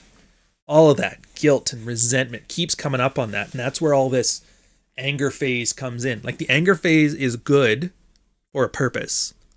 It's good because you do have that resentment and you've been shamed out of even having a healthy expression of it. So yeah, sometimes like, yeah, Whammon did you wrong. Get it out of your system. Let's do it. By the way, here's some things you can do so Whammon won't do you wrong again. And then the guy's angry. He's like, yeah, fuck these bitches. Let's do it. Move out of it. Yeah, I don't necessarily call it a tax. I mostly just call it whether you're looking at the ghost of Christmas past, the ghost of Christmas present, or the ghost of Christmas future. Back when being smart was cool. Oh, yeah, back to the movie. That's the other thing that gets me too. So, like, what happened to Britain, man? You heard the voices. You heard those girls. Did they not sound like melodic? Did they not sound like they were singing as they were delivering their lines? That was beautiful. Like, subject matter aside, just the sound of the voice. It was easy on the ears. You listen to like British women now, and it's like the shrillest Cockney, like, right, catch me outside, bruv. And I was like, Jesus Christ, what did we do? What did we do to the country? Even the Queen's English is like, or I guess it's King's English now. Even the King's English is kind of like acerbic compared to that. I don't know. Yeah, time to think and be stressed is a luxury. And it's a luxury we don't need. We don't need. Oh, the restaurants are circling the drain. That's too funny. All right, I'm going to switch back to another ad. Did I already do the Las Subtadoras? Oh, I did that one. One of the guys who ran the Red Pill channel sent me a message. I actually appreciate that you took it from an idea-based perspective instead of ever resorting to personal attack. Like, if this movement is actually going to be dangerous, do we need to understand it so that we can take it down? I knew going into it that this might be a hot mess. I'm not going to have those guys back on my channel again. Absolutely not.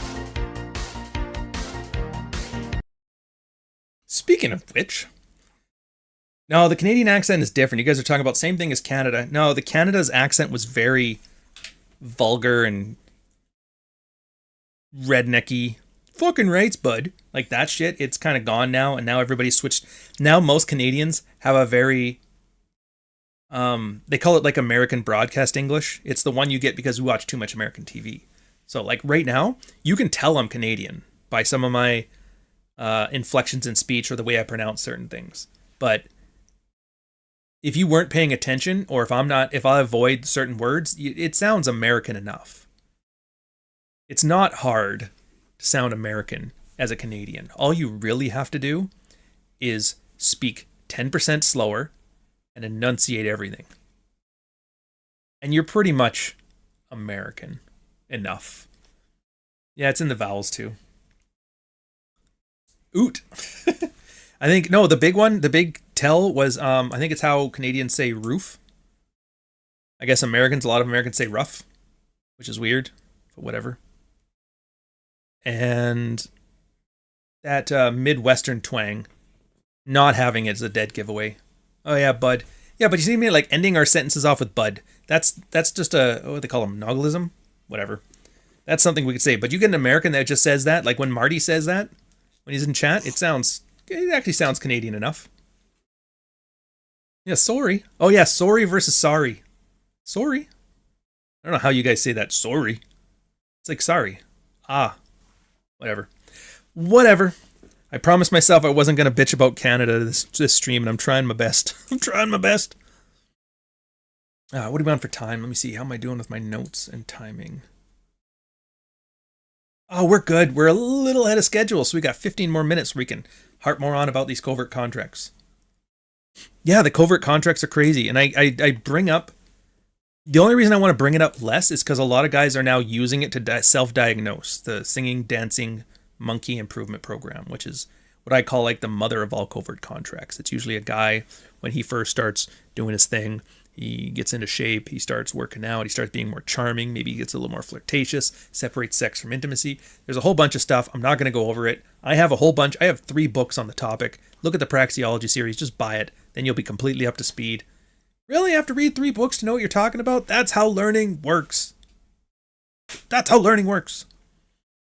Where was I going with this one before I started ranting about learning? I need to have like right in front of me like a teleprompter just to save me the trouble. Yeah, the monkey improvement program. So, a lot of these guys hear about all this work to do, and they're like, yeah, and you warn them, and you caution them. You're like, just so you know, like, you have to do this for your own goal. Like, you know, you wave a magic wand, assume your wife, your girl, that date, nobody's going to change their behavior. Nobody's going to do what you want them to do. Can you still define your goal in the absence of other people taking any action? Most guys can't. So you kind of offer the one, like, just, all right, just work on general improvement to build yourself some options, and then you make this decision when you're ready to make it, or at least ready to frame it in self-interested terms. So guys will go with that, and then they kind of latch on to it, and then they treat it as their covert contract. All right, if I just work out, if I'm just charming enough, the wife will love me, and she'll stop being a cunt, right? And it's always about 2 years later, they find out, no, it's nothing changed, she does not care. And they'll come, and they'll get angry. That massive covert contract. I don't get it. I've done all this stuff. Why, how can she slap? And then you kind of point it out. It's like, all right, so like if your goal doesn't work unless she changes, you've given her the power over your life. Are you surprised now that it's not happy? And then they'll have that revelation, realizing like, oh my God, I'm literally doing this all for her. And she's ungrateful and not responsive to it. And she's not receptive and she's not doing what I want her to do. I've been trying to I thought I was working on my self-improvement, but this whole time I'm manipulating her. Badly. Didn't even work. And then you get the 2 responses. One guy gets mad. It's like, it's these fucking red pill guys' fault. It's their fault that I can't get my head out of my wife's ass. But the smarter ones realize, I get it now. They finally understand what you mean about frame. I understand frame. I'm being reactive. Everything I do is framed within one question. How does this make my wife feel? How does this make my wife act better? And then once they realize none of it changed how she thought, how she felt, how she acted. And so I have to do things assuming she's not going to act the way I want her to. She's not going to think the way I want her to. She's not going to be the way I want her to be. And it changes everything. And sometimes it's just that simple reframing of it. What would I do knowing that she ain't going to do shit? And then all of a sudden guys start making weird decisions. It's like, oh, I'm going to go work out. Why are you going to go work out? I got to do something right now. I'm not getting laid in this moment, so I might as well at least go lift something heavy. Something's going to get hard. It's going to be my muscles or me. You know what I mean? And then that's when you're not getting those arguments over, well, I did my own specialized program that does this. No, it's like, I'm just going to go lift something heavy. 5 times, 5 lifts. I don't want to get injured. I'm there for a purpose now. What's your purpose? Fucking sexual frustration? A little bit of rage? Fucking get it out of my system, go back to my day. Sounds good, man. Why are you doing this? Because I need to get out of this fucking house.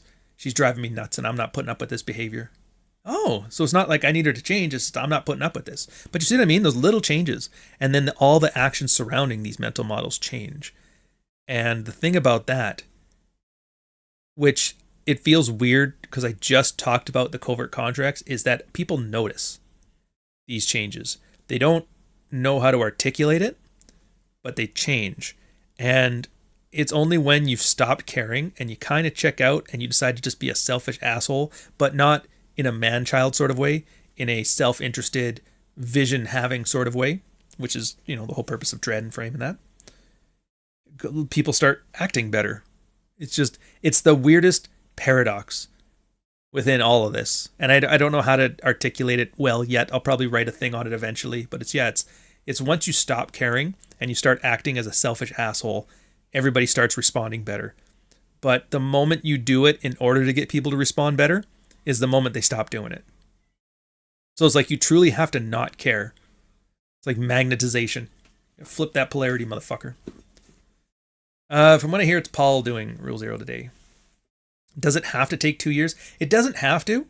The only reason I call it the 2-year program is because I was noticing an insane amount of people were doing it at the 2-year mark.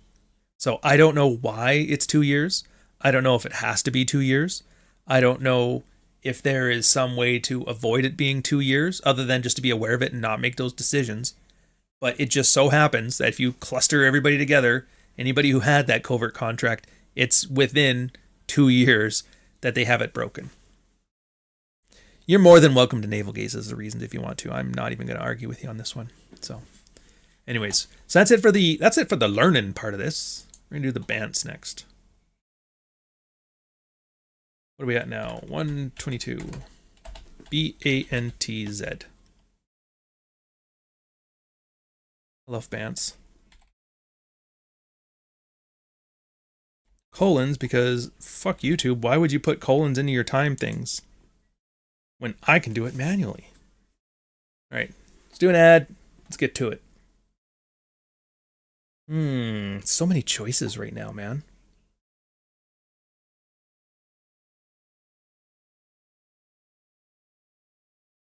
There she is. Ryan Stone, another It is just, Oh my God. If you're a young man, you need to figure out what you're trying to do with your life, you need to subscribe to this goddamn channel. What the fuck? Megan Fox with a dick, or Hulk Hogan with a pussy. Melt time. It's melt time. Why are you doing this to me? Why are you doing this to me? You see that Waffle House there? There's murderers in there. You have to conclude that Trump betrayed us. Socially retarded fact. Seething. Don't work with retard. He's a halfway decent looking guy, a nice smile, can be a gentleman, snarky as even in person, yet he blocks me and talks shit about. Somebody find out their real names for me. I don't know what it is about that one, man. It's like vegetable soup. It's like home cooking. You know what I mean? I'm always have like, it's the happy nostalgia version of the other one. That's the sad nostalgia. What are you doing this to me? Dude, how do you not love your job? How do you not? I don't know how you do it. What is this? Is there a Billy in the chat again? We're on the bantz section here. Yeah. We're just gonna Give that man a 24-hour. So yeah, Paul's doing the thing. We'll redact over there. I don't know what the topic is yet. I have to go look into it. Why does that old guy have to be with Lion? Looks like you guys don't know that story. You know that story. You've been around long enough. He was at the convention, the Sad Nostalgia convention I started with. He was the MC, and he was very good at hype. And he was always like, "You're the newest of the alpha males, and you're going to be great, and you're awesome." And somewhere in a Google Drive 7 years ago, in amidst 1,000 photos of God knows what, I have an old Signal or Telegram chat where he and Ivan Throne, the Deaf Ninja, and Anthony Johnson had like an inquisition. It was over some reporter named Nellie Bowles. I guess she wanted to cover the convention that shall not be named and do a piece in the New York Times. And the Anthony guy came to Rollo in the group. I wasn't there at the time, but I came in like a day later. And like, hey, we got the reporter coming in, going to do a good thing. And everybody, all the Red Pill guys, all the grifters were like, yeah, it sounds awesome. All the Red Pill guys unanimously, it's like, no, it will be a hit piece. They're just going to slander us.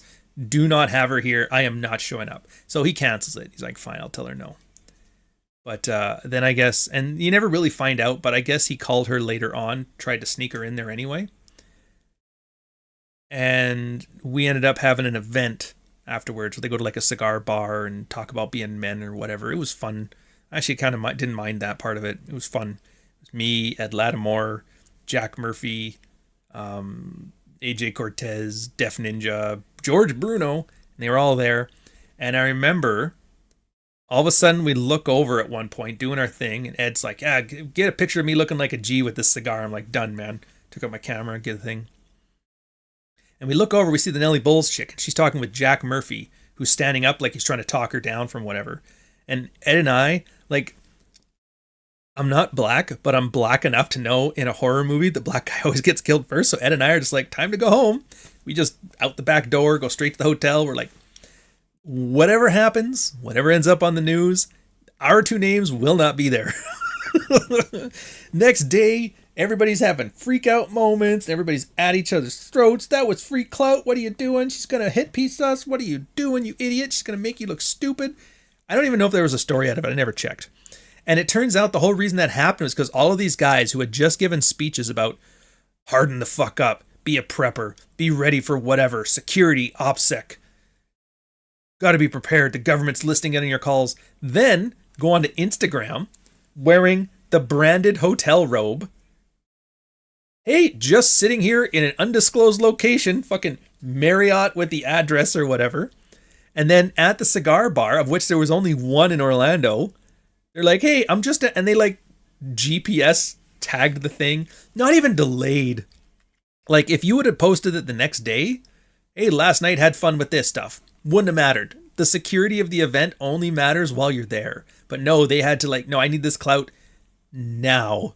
So she just looked at everybody's fucking Instagram and walked over to the event. It's like, oh, there they are. Go take a look. So they all blamed Rollo for this because, of course, you're going to run. And it's like this is the original. Here's a little story for you. It's the original running Rollo up the flagpole. And it was the weirdest thing. So I'm reading the chat and I just started taking screenshots. I'm like, dude, there's no way in hell I'm not keeping this just in case. What have you done? You've betrayed the loyalty of and it was like the weirdest incel shit ever. The loyalty and the honor. I think one person used the word besmirch at one point. I had to look that up. I'm like, who the fuck's besmirches? And I looked at it, I'm like, oh, Shakespeare besmirches. Well, this ain't Shakespeare. This is like fucking Shuckspeare. Shucks. And so they kicked him out of the thing.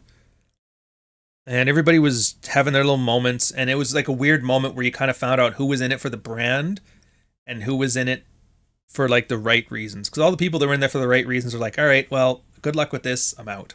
I did that. I just quietly walked away, didn't say anything to anybody. And then Anthony had like this freak out moment for 3 years. And then at one point he started bringing me into it. And I was like, oh, okay, we're doing this now, are we? He put out a meme of like Trump saying you're fired, but it was his face on it. And then it was me, Rich, and Rollo looking all goofy. And so I responded to it. He blocked me after this one, by the way. I responded to it afterwards with me like saying, hey man, this has been fun. Not my vibe. I'm out. Good luck. And he goes, oh, you're not going to tell me why you're leaving? I'm like, best of luck to you, man. And then he starts having a temper tantrum after that. So I threw the screenshots up. He blocked me and hasn't talked to me since. Knew I should have saved those screenshots. Yeah, so they're really funny. Anyway, so after this, George Bruno, because I'm like, I knew AJ, Ivan, who's not even a thing anymore, Murphy. Like, I don't trust these guys. I don't trust, and George Bruno too. Like, I don't trust you guys. Even later on, he went and he apologized. Like, I feel bad. I shouldn't have gone down that way. Of course, he felt bad after he got the same treatment later on, but whatever. And I'm like, hey, man, no, you don't even have to apologize. I don't care. Shit happens. But I'm not going to trust him. And so then he gets really mad. He's like, how's he covert contract? You don't accept my apology? How dare you, you snarky fuck? You have your wall up. It's like, gee, I wonder why I have a wall up. Mr. I can't trust you as far as I can fucking throw you. Mr. In your apology video, you really got me find out his real fucking family. So fuck off. Yeah, Kit and Holiday, all the guys, that stuff's too funny. So that's where all this stuff comes from. And it's such like an inconsequential beef. Nobody cares. It's just goofy drama. In fairness, if he hadn't gone on that stupid live stream and called everybody an autistic faggot, like nobody would know who George Bruno is. He would just be a voice in the ether. Nobody would know. Nobody would care. But I'm like, you know what? This is too funny not to bring this up. So what do I do? He's slandering me, sir. This would be a great marketing opportunity. How can I not turn somebody who thinks I'm a walled off bundle of sticks and be like, this would be a great way to sell some merch. Deaf ninjas and broken dreams. I know. And that's when I realized, like, this job isn't for everybody, but if you can do it somewhat professionally, you'll be just fine. Just fine. Can you avoid stupid, petty situations, or at least the consequences of them for clout? Can you not go into the Capitol building illegally and go to jail for clout? Can you not murder 6 people in Colorado for clout? If you can handle that, influencer might be the job for you. It's not a job in and of itself, but it's a marketing job to assist your real job. So yeah, if you're wondering, that's the Georgie thing. And I'm sure there's more to it, but it's like, I kind of treat it like, you know when you're visiting a friend, they have a kid, and the kid just roasts you out of nowhere for no reason? I kind of treat it like that. Your hair is funny. Like, you little bastard. What am I going to do? Smack the dude? Look, man, I know he's your son, but he's got to learn. Like, no. Just laugh. Kids say the darndest things, and then you beat his ass in Minecraft. Bro, you can't even use the bow? Get good. Skills issue. So I always wonder. I mean, I don't wonder. Didn't Troy? Yeah, Troy did. Troy's been good. I've never had a bad thing to say about Troy. Troy's always been on the up and up.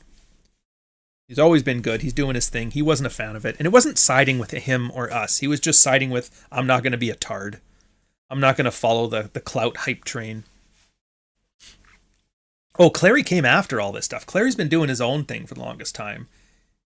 I don't remember how, but Rollo brought in Clary later on. And I didn't even think it was, like, it's weird because, like, I was in the military. I still lived in Victoria when I was watching stuff from, like, Clary and Terrence Pop. So when they came on, it's kind of crazy. It's like all of a sudden if you were on a game stream and then you and PewDiePie start collaborating, or you're doing a vlog and then Jenna Marbles shows up, you're like, what the fuck?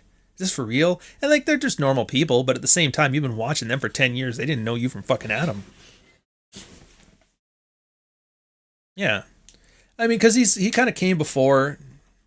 So yeah, but it's nice. I like seeing his thing because, like, he's been at it for 15 years or something like that. So it lets me know as I get older and longer in the tooth that I'll still be able to be doing this just fine. Like, I'll be 40s or 50s and 60s and still on YouTube and still doing okay and still writing books, and it's like, it's okay.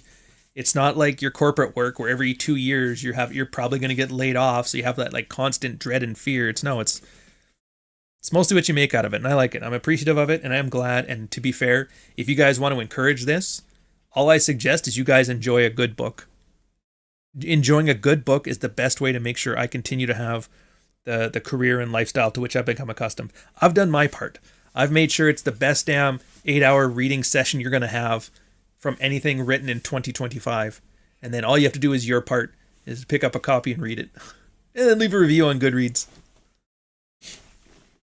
No, people don't hang there. Dude, I remember even me. So like I only did corporate until like 2015, 2016-ish, I think. Maybe 2017, 18. Anyways, it was definitely before 2020. That much I know. But I even remember then is like everybody's cubicles were kind of empty. And everybody was like, oh, I don't want to bring too much stuff here because, you get laid off. They have to ship it back to you. Things always get lost. So I never leave anything in the office that I'm not worried about losing. It was such a weird thing. Of course, then it got so much worse. Because then it was just like hoteling because of the thing. It got really hard to afford desk space for people. So what they would do is just, you just rent a spot. It's like Deloitte does. So wait, I just come to the office and then I grab like whatever desk is free. Yeah.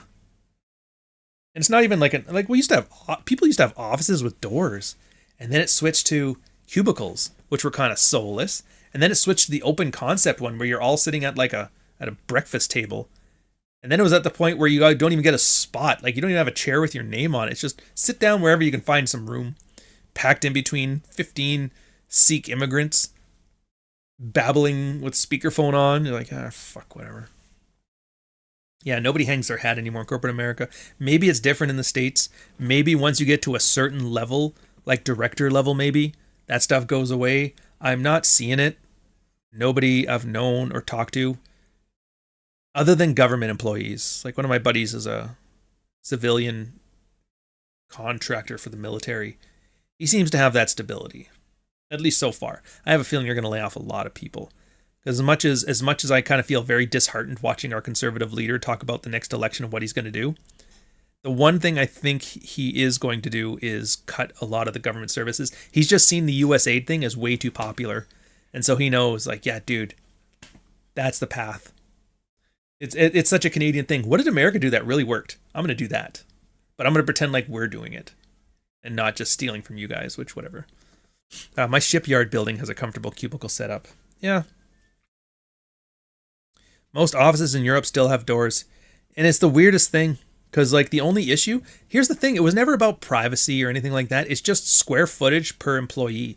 There's, like, a dollar amount of real estate. And it's, like, $800 a square foot or whatever your price is. You take that and then how much square foot an employee needs. There's a cost. A commercial office cost per employee. And everybody is trying to reduce that as a cost like anything else. And that's how we got cubicles. And that's how we got open space. And that's how we got hoteling. And that's how we got work from home. But unfortunately, the managerial class is like, I need somebody to manage or I don't have a job. So you guys have to come back to the office. So I just don't understand how, like, you can only make things so shitty until people just don't care. And I am surprised how shitty you can make them and people still suffer through it. I want to say it was an old Clary video from like years back where he said, let women have corporate America. Women love to be like downtrodden and bitch about their workplace. So they love really shitty work situations, which fair, fair. Anyways, so that's it for this one. Hope you guys enjoyed yourselves. I hope you did. Hope we learned a little about Covert Contracts. Actually, you know what? Fuck it. 5 minutes. 5 minutes talking about the book. First off, the link. RyanStone.com/dogwalker. If you haven't grabbed a copy, grab a copy. Grab it on Kindle. Grab it on Kobo. Grab it on paperback. Grab a hardcover if you want to. Either way, my personal preference is for the paperback. I find it's the most enjoyable reading experience, and I find it's just pulpy enough that I'm not where I crack the fuck out of the spine. Who cares? It's just great. It's a good read. It's got some red-pilled themes and symbols in there, but it doesn't beat you over the head. So if you're expecting a Rollo 4-hour live stream of like hypergamy, it's like you're not getting that. You're getting a normal story. It's slice of life stuff, and I don't want to compare myself to Hemingway because he's really good. He's really good. He's actually... Usually when, like, when you watch wrestling and then you go to the gym after that because you're all pumped, I would, like, read a Hemingway short story before writing to get pumped up. But, yeah, I just realized there's no contemporary fiction. It's like I don't mind fiction. I don't mind fantasy. I like sci-fi as much as the next guy, but there was never anything where it's just normal life. Like, I think Nick put me onto it. It's the short, happy life of Macomber, I think it's called. And it was just about a guy who goes to the savannah with his wife to hunt big game and feel like a big man, but he pussies out, so his wife loses respect to him. She also fucks the guy running the safari, so he's a bit of a cuck. And then the guy gets the courage to start hunting big game again, and he kind of gets his spine. And then once he kind of gets a taste for it, he realizes, like, dude, I don't have to put up with shit. He gets his courage, and then Wilson, the trainer, notices that. He's like, oh, dude, I actually kind of like this guy. And then the ending, I don't want to spoil the ending, but it's pretty fucking funny. How it ends out. But I just like, and it was just like a very normal situation, a normal scenario. Yeah, they're in the African savannah, but it's regular people doing regular stuff. It's written for men. It's written by men. People are realistic characters. You have a character arc. It's awesome. And I'm like, dude, I like that. I want to do that. And then I did that. Except for it's got like a 2000s, 2010s vibe to it, right? It's contemporary stuff. It's good. And even girls like it because they're actually kind of tired of the girl slop too. So it's one of those books that you can read. Your girl will be like, what are you reading? Oh, it's this. You should try it out. She'll say no. And then one day you'll go out to the bar with your buddies and she'll pick it up. She'll be like, dude, that's actually pretty good. Yeah. You like the Hemingway character in the movie Midnight in Paris? I don't know that one. I have to check it. I'll have to see. Anyways, so there it is. It's great. It's good. It's awesome. It's under the different name. It's under a pen name R.A. Stone because I didn't want, if somebody has no idea who I am and they found the book through other means, I don't want them to be like, well, let's see what his other books are, and then have them see Frame and be so off-put that they don't want to read books anymore from me. So it's under a different name. It's R.A. Stone. And if you read it, if you've read it, if you like it, and if you don't like it, either way, as long as you're honest about it, go to Goodreads or Amazon, leave yourself a review, or leave a review, let other people know. If you didn't like it, oh, dude, it's not the vibe for me. It was this part, it wasn't off-putting. I would much rather people have an honest understanding of what they're getting in for when they get it than not. Of course, if you love it, I'm not going to turn down. Like, you guys, there's been a few reviews already, and guys just love it. They laugh when they're supposed to laugh. They get illuminated when they're supposed to be illuminated. They enjoy it when they're supposed to enjoy it. And for the one chapter, the Charlie chapter, a lot of guys are like, dude, that hit hard. Like the idea that I can give somebody an emotional response from just some words on a page, it's fucking wild, man. I'm enjoying it. I'm loving this. I'm hooked. I'm hooked, and I hope you're hooked, and I'm bringing you with. Yeah. Just R. So yeah, just an initial. Plus then it doesn't have to worry about, because like some people like the idea, and I know this sounds weird, a lot of girls used to do this in the 70s where they would just use their initials as opposed to their name.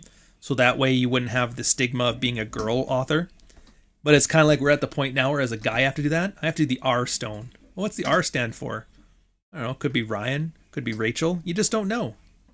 So, anywho, that's it. That's all I got for you guys. We will see you on Paul's thing. I'm going to set up a redirect though. I think that's probably better. You guys do prefer those, right? Like as opposed to having to find the video for yourself? There she is. Modern women attract men, but... Oh, is that the Blake Lively thing? Fucking Jesus. Dude, that... I find it absolutely hilarious that the most popular movie out right now, what's it called? It Ends With Us, about a girl who finally builds up the courage to leave and stop the cycle of abuse. And then the entire behind the scenes thing is an abusive chick just fucking spending a year gaslighting people and calling herself the victim. It's just the irony writes itself, man. The irony writes itself. Do you ever regret revealing your face instead of pulling a chest Rockwell? It doesn't really matter. It really doesn't. I don't think so. I mean, it was one of those things, I used to worry about it at first, but I mean, I was at the convention, so there's nothing you can do about it. But then I realized, like, nobody knows who the fuck I am. I take these videos off the internet in 6 months. Who the fuck is this guy? I've been recognized twice. I got a text message once from a friend of a friend who saw me on a live stream with Rolo. One. And at the grocery store, I met another guy who recognized me. And that's it. So it's like, I'm realizing a lot of it's like, who gives a shit? What are they going to get me for, too? oh my God, this guy is saying things. Yeah, I stand by pretty much everything I've said here, ever. I don't do stupid shit like start ranting about the Jews. I don't start like Myron. Like, do you think Myron, if he goes and people start recognizing him, hey, aren't you that guy that really hates Israel? It's like, yeah, I'm not that guy, so I don't have to worry about it. I'm not Roman McClay. I'm not shooting people, and now my face is here is like some kind of, you know. I got nobody accusing me of being a CIA asset. I'm not on here debasing myself. I'm not like Brittany Venti where I want to settle down and get a man, but I've been such a dick for so long on the thing that, yeah, it's like, what does it really matter? I could leave this tomorrow, go back and do a corporate thing. Who are you? Oh, I've never seen you before. All right, it's fine. My work emails are different than the social media emails, or different than the personal emails anyway. So even if they do some kind of like social media search for me, different name, different email, different face, whatever, who cares? So yeah, why would it matter? Nobody cares. Congratulations, you're free. Go forth, make yourself some shit. Anyways, enjoy, guys. I'll catch you later.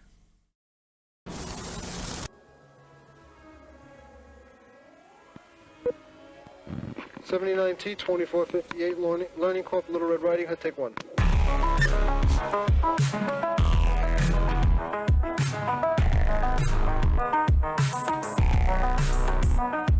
"40 years of my life is in the wire that's gone." Does that make sense? Where they say there are Indian people pooping on our beach.